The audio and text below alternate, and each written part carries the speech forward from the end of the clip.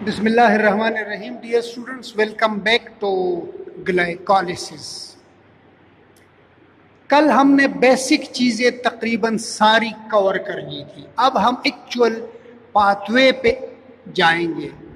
हमने कल देखा कि ग्लूकोज जो कि 6 कार्बन कंपाउंड है, उससे हम पायरुवेट बनाते हैं जो कि 3 कार्बन कंपाउंड है। पायरुवेट क्या है? 3 कार्बन कंपाउंड है जो कि ग्लूकोज से बनते हैं। अगर ग्लूकोज में 6 कार्बन है और पायरुवेट में 3 कार्बन है तो कॉमन सेंस ये कहेगा कि हमारे पास एक ग्लूकोज मॉलिक्यूल से 2 पायरुवेट के मॉलिक्यूल्स बनेंगे। और इस सारे प्रोसेस में हमें मिलती है एनर्जी। ये सारा हम करते ही एनर्जी के लिए है। सेल ये सारा प्रोसेस इसलिए करता है कि एनर्जी मिल जाए। जब थोड़ी सी एनर्जी मिलती है, अच्छा ग्लाइकोलिसिस में आपको मैंने बताया नेट सिर्फ 2 ATPs मिलती है। फिर उसके बाद पायरुवेट आगे मजीद मेटाबॉलिक पाथवेज में चला जाता है, वो मैं आपको अलग बताऊंगा। तो ये जो आगे मजीद मेटाबॉलिक पाथवेज है, जब इसमें आगे पायरुवेट जाता है तो फिर उससे फर्दर मजीद ATPs हमें मिलती है। ठीक है। ग्लट्स ये भी हमने कल एक्सप्लेन किया था। अगर किसी को कोई क्वेश्चन है तो मुझे अलग से पूछे। अब मैं डायरेक्ट ग्लाइकोलिसिस के पाथवे पे जाता हूँ। ठीक है, यहां से स्टार्ट करता हूं। ग्लूकोज जब तक सेल के साइटोसोल के अंदर नहीं जाएगा, glycolysis will not take place. इसलिए कि ग्लाइकोलिसिस के लिए जो रिक्वायर्ड एंजाइम्स है वो साइटोसोल में मौजूद है।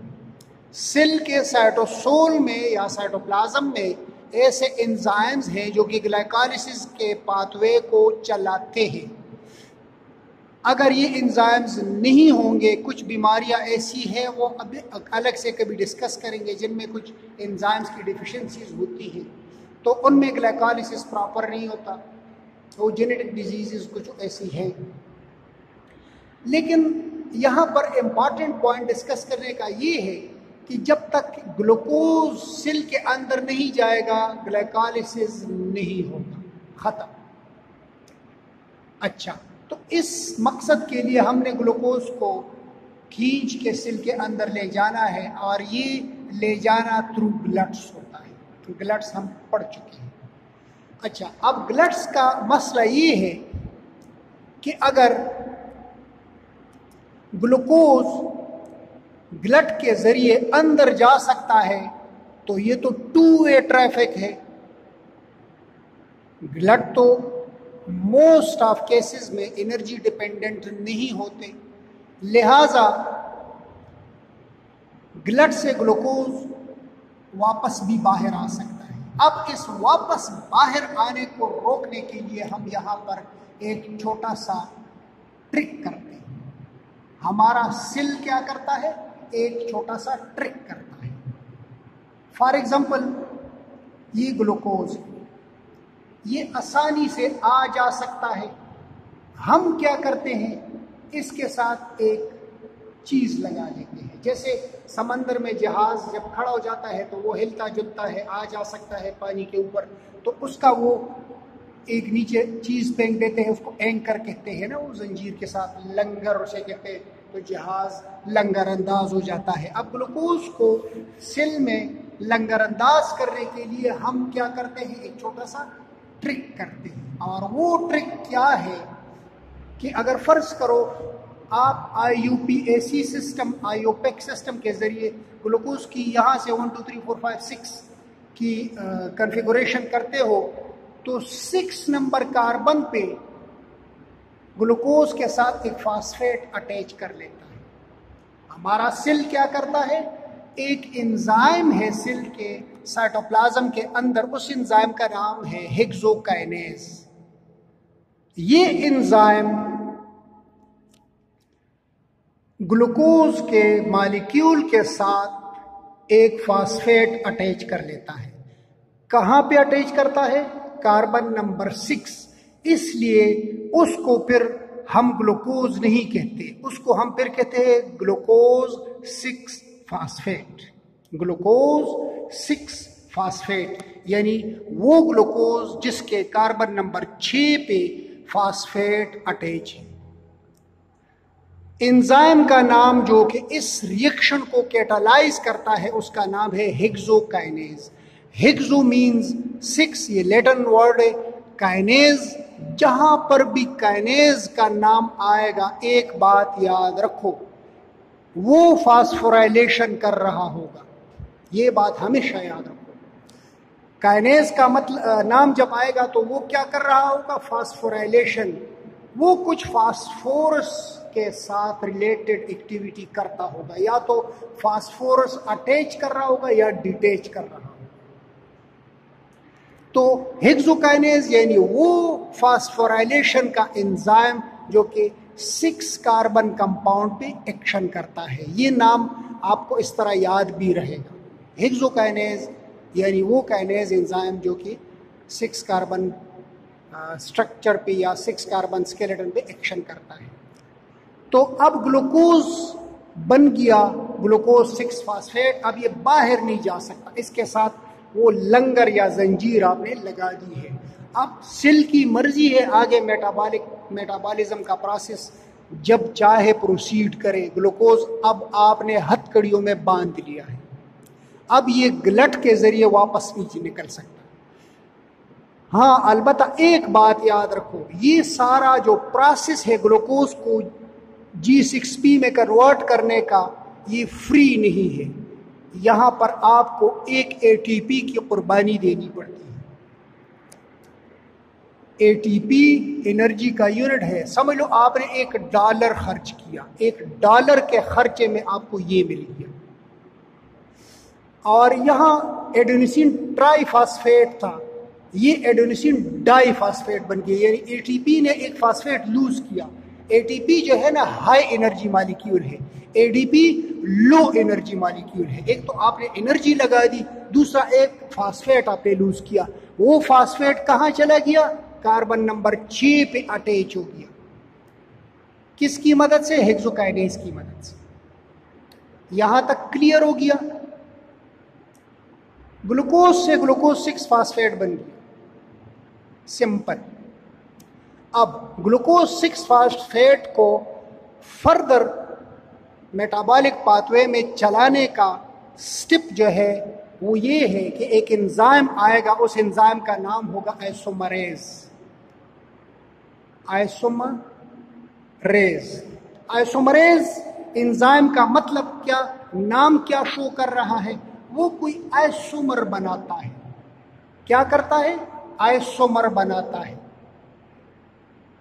तो ग्लूकोज का आइसोमर कौन सा है? फ्रुक्टोज। ग्लूकोज का आइसोमर कौन सा है? फ्रुक्टोज। अब G6P से F6P बन जाएगा, यानी ग्लूकोज 6 फास्फेट के बजाय फ्रुक्टोज 6 फास्फेट बन गया। चूंकि आइसोमर में सिर्फ रीअरेंजमेंट ऑफ एटम होता है, एटम्स को हम रीअरेंज करते हैं, इसमें कोई बहुत ज्यादा चेंजेस नहीं करने पड़ते, सिर्फ रीअरेंजमेंट रिएक्शन है। इसलिए ये एंजाइम इसको कैटालाइज करेगा, रीअरेंजमेंट ऑफ एटम्स हो जाएगी, ग्लूकोज से फ्रुक्टोज बन जाएगा। और आपको पता है आइसोमर जैसे होते हैं, जैसे ये और जैसे ये, यही आइसोमर्स है।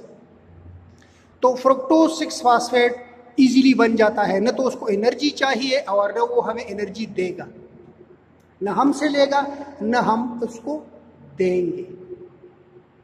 फ्रुक्टोज 6 फास्फेट, ये टोटल आपको 10 स्टेप्स करने पड़ेंगे, 1 2, तीसरा हमने कर लिया। अब फ्रुक्टोज 6 फास्फेट से जो अगला बनेगा उसमें अगेन एक ATP देनी पड़ेगी, वो आपको समझ आ जाएगी कि क्यों। फ्रुक्टोज 6 फास्फेट का अगला जो रिएक्शन है उसमें एक ATP की आपको कुर्बानी देनी पड़ेगी। ATP जो कि हाई एनर्जी मॉलिक्यूल है वो लो एनर्जी में कन्वर्ट हो जाएगा, आपने एनर्जी दे दी, यानी ये एंडोथर्मिक रिएक्शन है, इसमें आपने एनर्जी प्रोवाइड की है बाहर से। अच्छा, और आपको एक फास्फेट की कुर्बानी देनी पड़ी। वो फास्फेट जो आपने सेक्रीफाई किया, एटीपी से निकाल के इस F6P में अटैच कर दिया, वो कार्बन नंबर 1 पे अटैच हो जाएगा। कहां पे? कार्बन नंबर 1 पे। तो इसका मतलब ये हुआ कि अब आपके पास ग्लूकोज के कार्बन नंबर 6 पर भी अटैच है एक फास्फेट, और कार्बन नंबर 1 पर भी अटैच है।